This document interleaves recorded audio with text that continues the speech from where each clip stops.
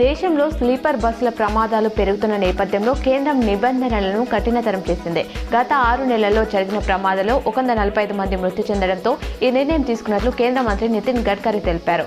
ఇకపై స్లీపర్ బస్సులను ఆటోమొబైల్ కంపెనీలు లేదా కేంద్ర ప్రభుత్వం గుర్తింపు పొందిన తయారీదారులే నిర్మించాల్సి ఉంటుంది. మేడారం వనదేవతల గద్దెల అభివృద్ధి పనులు 24 గంటలు కొనసాగుతున్నాయి. సీఎం పర్యటనలోపు పూర్తి చేయాలని అధికార యంత్రాంగం లక్ష్యంగా పెట్టుకుంది. ఎంట్రీ ఎగ్జిట్ గేట్ల పనులను శుక్రవారం రాత్రి 11 గంటల తర్వాత ఎస్పీ సుధీర్ కేకన్ పర్యవేక్షించారు. అదేవిధంగా పారిశుద్ధ్య పనుల కోసం 6,000 మంది వర్కర్లను కేటాయించారు.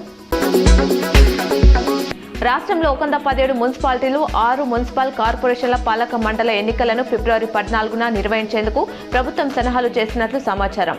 ఎన్నికల షెడ్యూల్ ఈ నెల 10న ప్రకటించవచ్చని తెలుస్తుంది. బీసీలకు 32% రిజర్వేషన్లు ఇచ్చే సూచనలు కనిపిస్తున్నాయి. మొత్తం 2,996 వార్డులో ఎన్నికలు జరగనున్నాయి.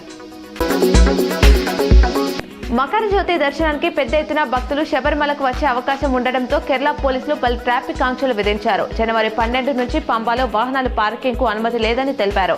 ఇక జనవరి 14న ఉదయం 9 గంటల తర్వాత నీలకల్ నుంచి పంబాకు, అదే రోజున ఉదయం 10 గంటల నుంచి పంబా సన్నిధానం వరకు ఎటువంటి వాహనాలను అనుమతించబోమని స్పష్టం చేశారు.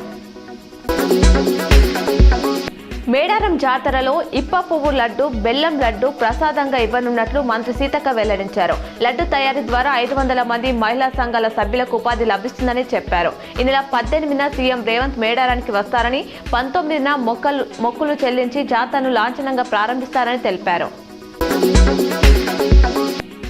నవీపేట మండలంలోని జన్నపల్లి శివాలయంలో జన్మదిన సందర్భంగా పూజలు. మాజీ ఎమ్మెల్యే మైనంపల్లి హనుమంతరావు ప్రత్యేక పూజలు చేశారు.